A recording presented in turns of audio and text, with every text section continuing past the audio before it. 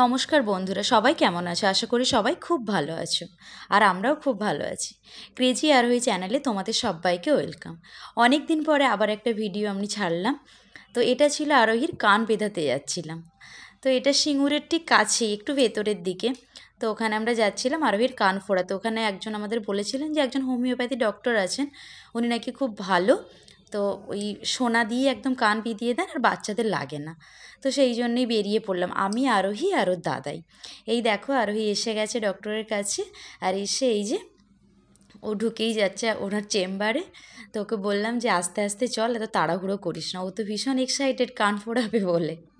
কিন্তু বিশ্বাস করো, আমি তো মা, আর তোমরা বুঝতেই পারবে এই জিনিসটা, যারা মা, মানে খুব ভালো একটার সাথে যে মানে কতটা কষ্টকর। আমি খুব ভয় পাচ্ছিলাম, কিন্তু যাই হোক, মেয়ে তো কান তো ফোড়াতেই হবে একদিন না একদিন। তো এই ভেবে বললাম ঠিক আছে চল এ করি।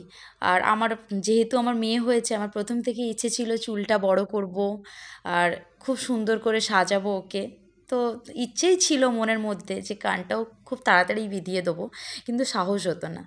এইবার ও সামার ভ্যাকেশানে হয়েছে 15 তারিখ থেকে। তো ভাবলাম যে চল এর মধ্যেই কানটা বিঁধিয়ে দিই।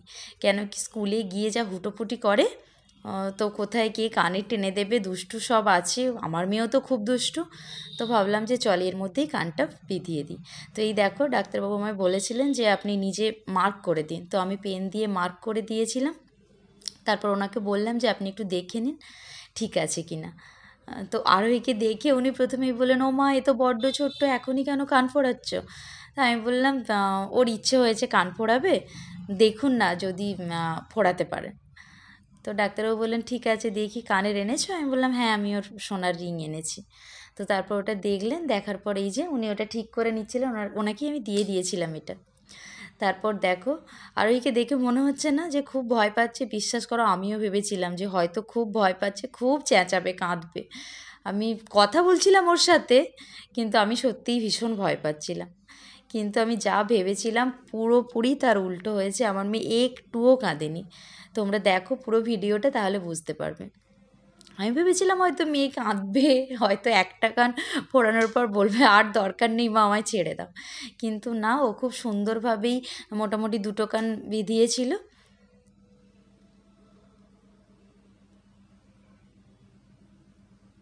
এই দেখো, দেখেছো একটুও কাঁদলো না। আমার ভয় করছিল ওকে দেখে। এত ছোট মেয়ে ভয় করবে না বলো? আর আমি তো মা, আমার তো ভয় হওয়াটাও স্বাভাবিক। মুখটা দেখে মনে হচ্ছিল আহারে বেচারি কাছু মাছু। কিন্তু বিশ্বাস করে একবারও বললো না যে ওই কানটা আর বেদাবো না আমি। তো তারপর এবার এলো ওই কানটার পালা। ওই কানটাও কিন্তু খুব সুন্দরভাবেই বিধিয়ে নিয়েছিল।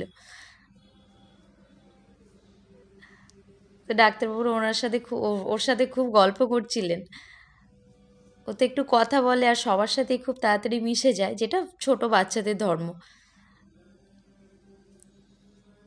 এই যে এই কানটাও দেখো কি সুন্দরভাবে বিধিয়ে নিল।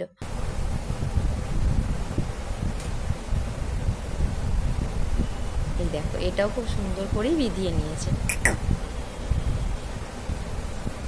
হয়ে গেছে আমি কিন্তু তো কানে তাকাতেই ফোড়া। পারছিলাম না, এত ভয় করছিল। এই যে দেখো, তারপর আমি জিজ্ঞাসা দেখো। করছিলাম কিরে লেগেছে? লেগেছে নাকি? দেখো, লাগেনি কিছু তো? লাগেনি। বলো কিছু। একটুও লাগেনি? হাসছিল, একটুও লাগেনি। যাই হোক, তারপর উনি মলম টলম দিয়ে আর কানেরটা মুড়ে দিয়েছিলেন যাতে খুলে না ফেলতে পারেন। আর আমাকে একটু উনি তো হোমিওপ্যাথি ডক্টর, আমাকে একটু ব্যথার ওষুধ দিয়েছিলেন। বললেন ওই 2 থেকে 3 দিন ওটা খাওয়াতে, সারাদিনে 4 বার করে। আর ওই মলম দিয়েছিলেন একটু ওটা লাগানোর জন্য। বেটাডাইনের একটা মলম দিয়েছিলেন, বলেছিলেন ওটা 3-4 বার সারাদিনে লাগাতে, আর রিংটা কন্টিনিউ ঘোরাতে, না ঘোরালে ইনফেকশন হয়ে যাবে। ও ঘোরাতে দিচ্ছিল কানেরটা, আমার কোনো অসুবিধা করেনি। তারপর এবার বাড়ি ফেরার পালা। রাস্তায় আস্তে আস্তে ও বায়না করছিল যে মা, আমি তো একটু কাঁদিনি, তো আমার একটা আইসক্রিম দিতে হবে। খুব সর্দি করেছিল, আমি আইসক্রিম দিতে চাইছিলাম, বাট ওই এত মানে ভালো বিহেভিয়ার করেছে ডক্টরের কাছে গিয়ে। ওকে রাস্তায় আইসক্রিম দিয়েছিলাম, কিন্তু এত গরম রোদ, ওই ভিডিওটা তোমাদের সাথে শেয়ার করা হয়নি। তো দেখো, ওই বেটাডাইন মলমটা রিসেন্টলি মানে ওর কান বেঁধানোর জাস্ট কিছুদিন আগেই ওর পিসিমণির মেয়ের নাক বিঁধিয়েছিল। তো ওর কাছে মলমটা ছিল, তাই দিদিভাই বললো যে আর মলমটা লাগবে না, আমার কাছে আছে। আমি মলমটা দিয়ে দেবো। এই যে এইটা যে হলো ওর দিদিভাই, তো এই ওর মলমটাই নিয়ে আমরা বাড়ি এসেছিলাম, আর ওখানে গিয়েও একটু খেলা করছিল, আর এই দেখো জলজিরা খাচ্ছিল। তারপর বাড়ি চলে এলাম, আর এসে সন্ধেবেলা এই যে ওকে পড়াতে বসিয়েছিলাম। ওদের সামার ভ্যাকেশান পড়েছে, 4 তারিখ থেকে ওদের স্কুল খুলে যাবে আবার। তো স্কুলের সব হোমওয়ার্ক দিয়েছে, তারপর আরও যাবতীয় স্কুলের সব কাজ দিয়েছে। ব্যথা আছে? ওয়ার্কশিট দেওয়া ছিল, এর মধ্যে ওয়ার্কশিটটা কমপ্লিট করতে হবে। তো ওকে বললাম চল একটু পড়ে নে। আর ওকে আমি জিজ্ঞাসা করছিলাম যে কানে ব্যথা আছে, বললো না আমার কানে আর ব্যথা নেই। এই যে আমি ওর সব ওয়ার্কশিট আর হোমওয়ার্ক এগুলো দেখছিলাম। তারপরও বায়না করছিল যে মামাম কিছু একটা বানিয়ে দেবে। তো কী আর বানাবো সন্ধেবেলা, আমি এমনি নর্মালি কর্নফ্লাওয়ার দিয়ে একটু ওই ফ্রেঞ্চ ফ্রাই মতো ওকে করে দিলাম, তো ওটা খেলো। তো আজকের ব্লগটি এখানেই শেষ করছি। আর প্লিজ লাইক করো ভিডিওটাকে, আর সাবস্ক্রাইব করে আমাদের পাশে থেকো। আর আমার ছোট্ট মেয়ে আরোহী, ওকে একটু উৎসাহ দিও।